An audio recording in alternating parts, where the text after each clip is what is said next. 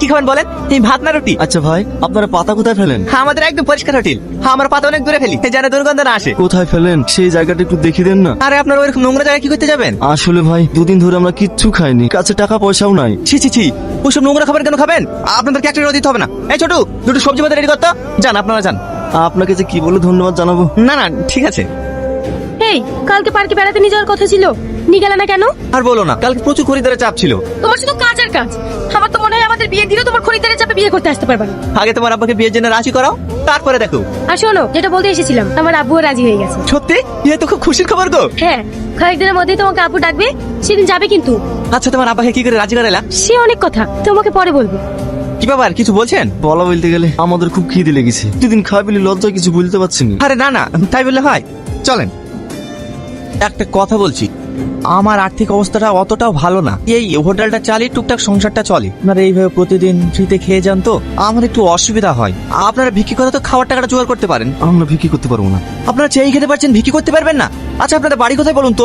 এই সত্যিটা বলবো, তুই জানিস না আমাদের বলা নিষেধ। দেখ ভাই, অনেক ভালো লোক, একে বললে তেমন কোনো ওষুধ হবে না। ভাই, আমাদের কোনো গ্রামও নাই, বাসস্থানও নাই, আমরা হচ্ছি আল্লাহর ফেরেশতা, মানুষের জান কবজ করি বেড়াই। দেখেন ভাই, আপনারা সত্যি কথা বলেন বা নাই বলেন, এইসব বিষয় নিয়ে আর কি মারবেন না। বিশ্বাস না করলে আমাদের কিছু করার নাই। আচ্ছা, আপনারা যে আল্লাহর ফেরেশতা, জান কবজ করে বেড়ান, এটা আমি কি করে বিশ্বাস করবো? আমি জানি তোর বিশ্বাস হবে না। তোর বাড়ির পাশে তোর একটা চাচা তো দাদু নাই, কাল সকাল 10টার সময় মারা যাবে, দেখিনিস? কি আমল তাহলে বলছেন? টনি, টনি, মানুষ না জানার বলতা তোর মকসদে তো মারা গেছে। হাত তুই হোটেল খুলে বসে আছিস। এ তো কি বলছি রে? কাল সকাল 10টার সময় মারা যাবে।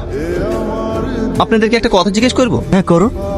কি করছো? আপনার পাথর বলছি, আপনি বলেন না আমার মৃত্যু কবে হবে। আমরা জানলেও তোমাকে বলতে পারবো না। কেন বলতে পারবেন না? কোনো মানুষ যদি তার মৃত্যুর খবর আগেই জেনে যায়, তার জীবন থেকে আনন্দ জিনিসটাই হারিয়ে যায়। তাই আমরা চাইনি যে তোমার জীবন থেকে আনন্দ জিনিসটা হারিয়ে যায়। আমার এসব কিচ্ছু দরকার নাই, আপনি দয়া করে বলুন না আমার মৃত্যু কবে হবে। ঠিক আছে, শোনো তাহলে, তোমার মৃত্যু সেই দিন লেখা আছে যখন তুমি বিয়ে করে বাসর ঘরে প্রবেশ করতে যাবে, তখনই পড়ে গিয়ে তোমার মৃত্যু হবে। হ্যালো, কোথায় আছো?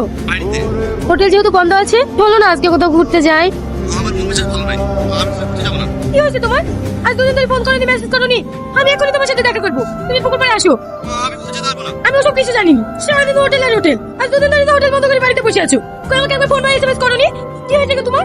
আমার কি হয়েছে তোমাকে বলতে হবে নাকি?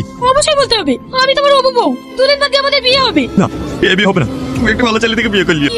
হঠাৎ করে তুমি এরকম কথা বলছো কেন? আমার যেটা ভালো ভালো হচ্ছে আমি সেটাই বলেছি। আমি তোকে বিয়ে করতে পারবো না বলেছি, পারবো না।